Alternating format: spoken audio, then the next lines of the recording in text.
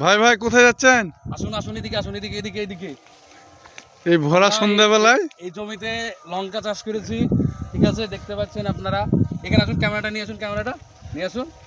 অনেক লঙ্কা আছে, ঠিক আছে। আপনার তো দুর্দান্ত গাছ দাদা।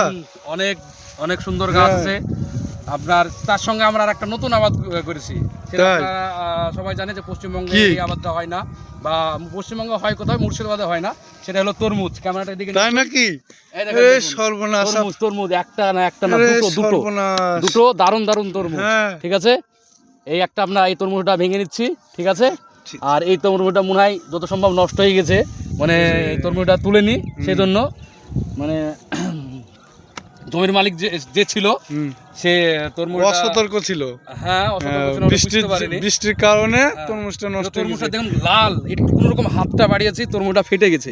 মানে এত সুন্দর তরমুজ, মানে আমাদের এই হরিয়ারপাড়ার মাটিতে তরমুজ আবাদ করলে সেটা হবে। মানে আমাদেরকে বাইরে থেকে আর আনতে হবে না, গাড়ি করে লরি করে বাইরে থেকে আর আনতে হবে না, ঠিক আছে। আপনার এই তরমুজটা তো ভালো সাইজ দাদা। এই তরমুজটা ভালো সাইজ, কিন্তু ব্যাপারটা হয়েছে অ্যাকচুয়ালি তরমুজটা বৃষ্টি হচ্ছিল এদিকে, সেই জন্য তরমুজটা নষ্ট হয়ে গেছে, লাল কালার। সেইভাবে আমরা আর দেখতে আসিনি তরমুজটাকে, ঠিক আছে। লঙ্কা নিয়ে তো ব্যস্ত ছিলাম, সেই জন্য এই তরমুজটা কিছু করার নাই, তরমুজটাকে ফেলে দিতে হবে। এই তরমুজটা ফেলে দিই আমরা আগে। লাল হয়ে আছে রে, দারুণ। হ্যাঁ, লাল হয়ে আছে, কিছু করার নাই, ওটা দারুণ দারুণ লাল। আর আপনার লঙ্কার গাছটা দেখুন আগে, লঙ্কার জমিটা এরকম।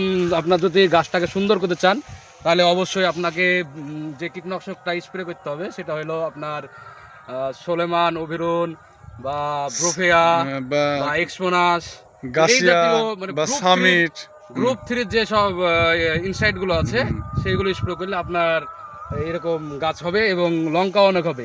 তার সঙ্গে সারটাও পরিমাণ মতো দিতে হবে আপনাদেরকে, তবে এরকম গাছ পাবেন, ঠিক আছে।